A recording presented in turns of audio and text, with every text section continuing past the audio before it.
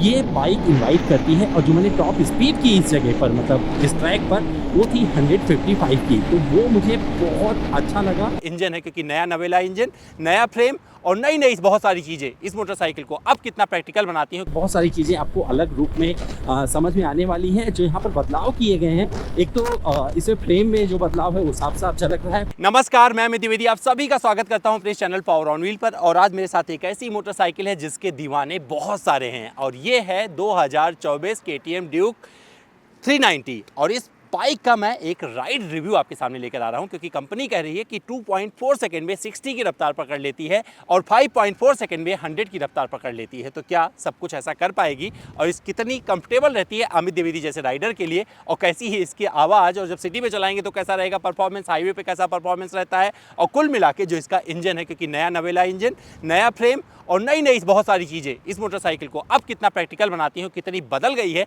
ये सब कुछ अपने इस वीडियो में बताने वालों। चलिए शुरू करते हैं।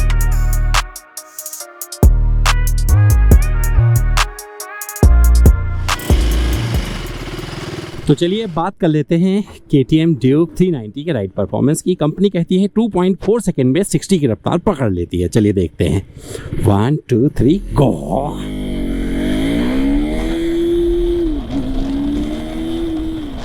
अभी पकड़ा है नहीं, बट हाँ बहुत अच्छा पिकअप आता है, सॉलिड वाला, मतलब फटाक से उठती है और ये अपना काम कर देती है। और जो 100 आता है ना, 0 to 100 की रफ्तार जो कंपनी बोलती है वो आ जाता है 5.4 सेकंड में। तो उसको भी एक बार ट्राई करेंगे, जब थोड़ी सी रोड आ जाएगी तो वहाँ पर मैं ट्राई करके आपको बताऊँगा। लेकिन जो मैंने इसे ओवरऑल एक्सपीरियंस किया है तो बहुत सारे हाईवे, क्योंकि नासिक की तरफ चला गया था, काफ़ी दूर तक मैं चला गया है बाइक को, तो मान के चलिए मेरा 300 किलोमीटर का राइड एक्सपीरियंस आपके सामने आ रहा है इस बाइक के साथ में। मैंने इसे ट्रैक पर भी एक्सपीरियंस किया है, ट्रैक पर जो मेरा अनुभव रहा वो भी बताऊंगा। तो कुछ शुरू करूंगा ट्रैक से। तो जब मैंने इसे ट्रैक पर लेके उतरा और शुरू किया तो भैया पहला तो बजाज का वो जो ट्रैक है वो बहुत ही, मतलब मैं भली भांति उससे परिचित हूँ, कई बार उस पर राइड कर चुका हूँ, कई सारे उस पर, क्योंकि टेक्निकल ट्रैक है कई जगह पर आपको कॉर्नरिंग करने के लिए। तो ये बाइक इनवाइट करती है और जो मैंने टॉप स्पीड की इस जगह पर मतलब इस ट्रैक पर वो थी 155 की, तो वो मुझे बहुत अच्छा लगा।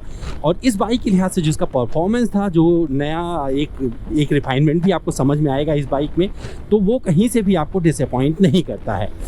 इस बाइक के साथ में अच्छी चीज़ ये है कि भैया फटाक गियर शिफ्टिंग, मतलब बहुत ज़्यादा गियर शिफ्टिंग नहीं मांगती है। 6 स्पीड का इसमें गियर बॉक्स आता है, लेकिन जब आप चलाना शुरू करेंगे तो इसमें उग्रता बहुत ज़्यादा है। जो इसकी आवाज़ है ना वो आपको हमेशा एक्साइटेड करेगी भैया कि और भगाओ। तो इसके लिए हमेशा जो रोड चाहिए 100 के ऊपर वाली चाहिए, जो कि इम्पॉसिबल है इंडियन कंडीशन में। ये बाइक उनके लिए एकदम नहीं बनी है जिनको शहर में चलाना है। और जैसे ऐसी इस तरीके का स्पीड ब्रेकर, मतलब नासिक वाले, पुणे से नासिक की तरफ जाओगे तो आएंगे ना तो आराम से बाइक निकाल देती है, तो वहाँ पर कोई दिक्कत नहीं आती है। तो छोटी छोटी चीज़ों का ध्यान रखा गया है और सस्पेंशन ट्रैवल काफ़ी अच्छा है और मुझे लगता है एक लॉन्ग टूरर बाइक के तौर पर भी लोगों को पसंद आने वाली है। तो जो इसमें पावर आउटपुट इन्हेंस हुआ है, क्योंकि काफ़ी अच्छा पावर आउटपुट देती है मोटरसाइकिल, तो उसका जिक्र बाद में करूँगा। छोटी सी रोड आई है, मैं चाह रहा हूँ कि एक बार 100 की रफ्तार आपको करके दिखाऊँ, क्योंकि 0 to 100 करना ज़रूरी, हालाँकि हाईवे पर भी हूँ और यहाँ पे करा जा सकता है। तो 1 2 3 गो।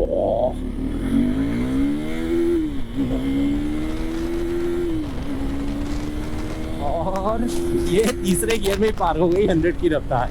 तो मतलब पिकअप अच्छा है। कितनी देर में इसने किया वो नहीं मुझे पता है, कि ट्रैक पे तो मैं वो स्ट्रेस नहीं कर पाया, उसके लिए अलाउ नहीं किया था, लेकिन मुझे लगता है कि काफ़ी अच्छे कम टाइम लेती हुई आ जाती है।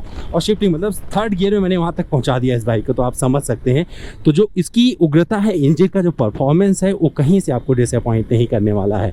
तो परेशान तभी होंगे जब आप शहर से लेके इस बाइक को गुजर रहे होंगे और शहर में आपको मज़ा नहीं आने वाला है। तो पुणे की तरफ जा रहा हूँ, देखिए पुणे थोड़ा दूर और बचा हुआ है, तो ये रास्ता बड़ा सीनिक है। तो यहाँ पर मैंने इसे एक्सप्लोर किया और ये हाईवे, मतलब बस एक ही प्रॉब्लम है, पहला ये हाईवे देख रहा हूँ जहाँ पर इतने तरीके, मतलब देखो कहीं भी बड़े स्पीड ब्रेकर दिए गए हैं और इस तरीके का स्पीड ब्रेकर मुझे समझ नहीं आता है। बट ये बाइक अच्छे से मैनेज कर रही है और ये मोटरसाइकिल बनी ही हाईवे के लिए है। जब आपको रफ्तार कम मिलेगी, आप बहुत स्लो रफ्तार पर चला रहे होंगे जहाँ पर आपको शिफ्टिंग नहीं मिलेगी, तो वहाँ पर ये मोटरसाइकिल अपने आप परेशान नज़र आएगी, मतलब टेंशन में नज़र आएगी। और जब इसको भागने का मौका मिलेगा, जहाँ पर ऐसी सड़क मिल जाएगी, तो भैया ये भागने के लिए तैयार हो जाती है। मतलब देखिए कहाँ तक पहुँच गई।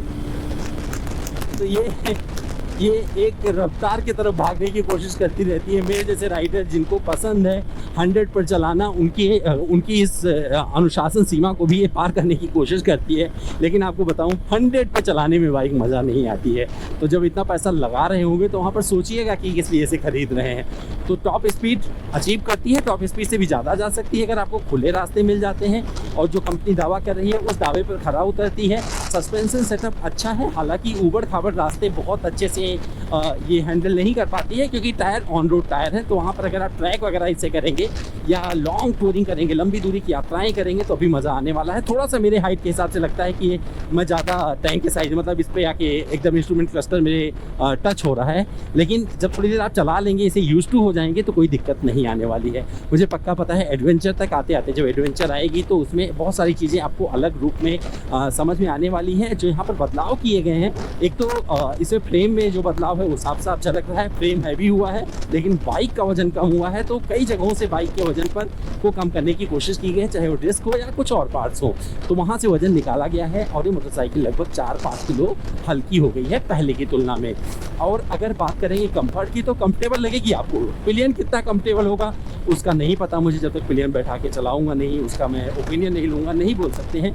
लेकिन अच्छी चीज़ क्या हो गई भैया, इसमें आपको राइड मोड मिल जाते हैं। तो इसके राइड मोड को आप चेंज कर सकते हैं। कैसे, देखिए यहाँ पर आ गए और इसको यहाँ से कर दीजिए और फिर ये बदलते चले जाइए। Rain, street, track, rain, street, track, ये सब कुछ आपको यहाँ पर मिल जाता है। और जब आप कहीं शहरी स्पीड से निकल रहे होंगे, शहरी ट्रैफिक से निकल रहे होंगे तो वहाँ पर भी कॉन्फिडेंस बना रहता है। ओवरटेकिंग इस बाइक से अच्छा हो जाता है। जैसे मेरे सामने ट्रक जा रहे हैं और मुझे यहाँ से फटाक से निकलना है, जिस थोड़ा सा कम है जगह बट मुझे निकलना है, मैं अपना इंडिकेटर देखिए आराम से, मतलब बड़े आराम से, बड़े कॉन्फिडेंटली यहाँ से निकल जाता हूँ। और ट्रैक का जिक्र शुरू किया था तो आपको बता दूँ ये ट्रैक करना सिखा देती है। अगर आप उतने मैच्योर नहीं हैं, एकदम अच्छे वाले राइडर नहीं हैं, आपने ट्रैक करना शुरू किया है तो आपको घबराने की ज़रूरत नहीं है। ये मोटरसाइकिल आपको ट्रैक करना सिखा देगी। अब माइलेज की भी चर्चा होनी ज़रूरी है। मुझे लगता है कि माइलेज के मामले में ये बाइक मत खरीदिएगा क्योंकि 25 से ज़्यादा का माइलेज तो उम्मीद ही मत करिएगा। बट मुझे लगता है अगर बहुत ज़्यादा आप ऐसे हार्ड चलाएंगे ना तो वहाँ पर जिसका माइलेज होने वाला है बहुत कम मिलने वाला है, तो वहाँ पर माइलेज इसका निकल जाएगा। तो माइलेज के जो चाहने वाले लोग हैं उनको यही कहूँगा कि इस बाइक की तरफ मुड़ के ना देखें। रोड प्रेजेंस बहुत है अच्छा इसका, लोग देखते भी हैं। खास करके जो रंग चला रहा हूँ ये रंग भी लोगों की 2 रंगों में आती है। हालांकि मैंने जानबूझ के वाला रंग उठाया है तो रंग अच्छा लगा है। और जो फीचर्स दिए गए हैं, क्योंकि अब आप इसको ब्लूटूथ से कनेक्ट कर सकते हैं, टर्न बाई टर्न नेविगेशन वगैरह सब कुछ आपको मिल जाता है, तो आप पूरा कंट्रोल कर सकते हैं, अपना फ़ोन भी कंट्रोल कर सकते हैं यहाँ से।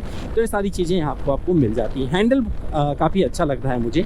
लेकिन सीट के बारे में एक चीज़ और बोलना चाहूँगा कि ये सीट ऐसी है जब आप 100 किलोमीटर के आसपास चला लेंगे ना तो थोड़ी सी चुभनी शुरू होती है, तो उसके लिए तैयार रहिएगा। पहले भी मुझे याद है, बहुत पहले जब बाइक आई थी तब भी लोग एक शिकायत किया करते थे कि ऐसे हो गया। अगर एग्जॉस्ट की बात करेंगे, एग्जॉस्ट साउंड की बात करेंगे तो मुझे लगता है कि ये हमेशा से कर्कश रहा है। मतलब थोड़ा सा ऐसा एग्जॉस्ट, मतलब मधुर नहीं बोल सकते इसे, लेकिन ये जो भी आवाज़ है ये लोगों को पसंद आती है और इसके वजह से लोग इस मोटरसाइकिल को देखते हैं और ख़रीदने की कोशिश करते हैं। तो मुझे लगता है जो बदलाव हैं वो काफ़ी प्रासंगिक बन पड़े हैं।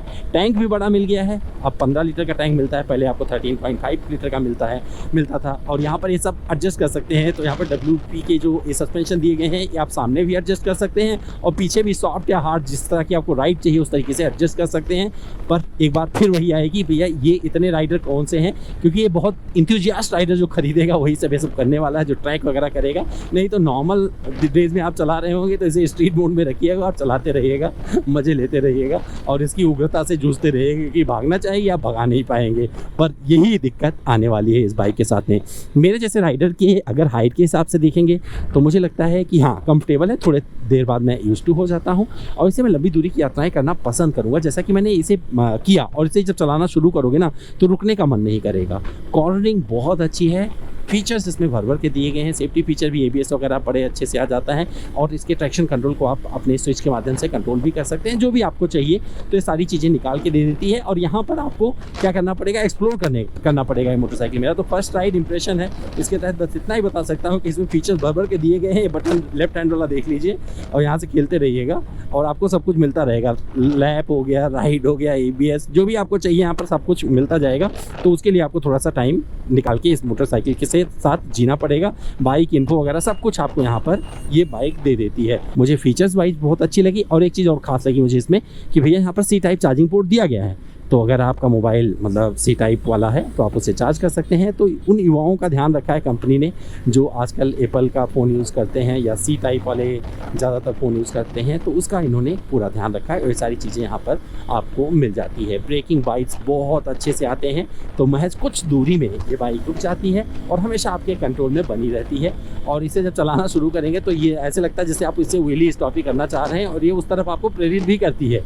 तो भैया देखिए, अगर आपको करना है ये सब तो एक सेफ कंडीशन में करिएगा। बस यही रिक्वेस्ट करूंगा। बदलाव के नाम पे मुझे लगता है काफ़ी अच्छी चीज़ें इसमें दी हैं कंपनी ने, जो कि काफ़ी हद तक इस पर जस्टिफाई हुआ है।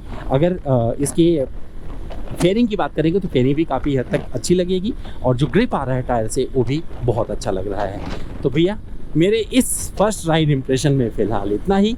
अगर आपको कुछ और जानना है, जुड़ना है, उड़ना है, तो भैया सवाल करिएगा, कुछ पूछना है तो पूछिएगा। और अगर और बुलंदी के साथ कहीं पे जाने की कोशिश कर रहे हैं जहाँ पर आप भटक रहे हैं, आपको रास्ता नहीं दिख रहा है, तो अमित द्विवेदी हैं, सवाल करिए। अमित द्विवेदी के इंस्टाग्राम पर चले आइए, मेरा इंस्टा हैंडल है अमित.द्विवेदी। जो भी आप सवाल करेंगे उसका जवाब आप तक बहुत पहुँचेगा। तो इसके रंग कैसे लगे, कीमत कैसी लगी और हमारा वीडियो कैसा लगा, अब आपको कमेंट करके बताना है। मैं सबका इंतज़ार कर रहा हूँ कमेंट बॉक्स में। Right safe.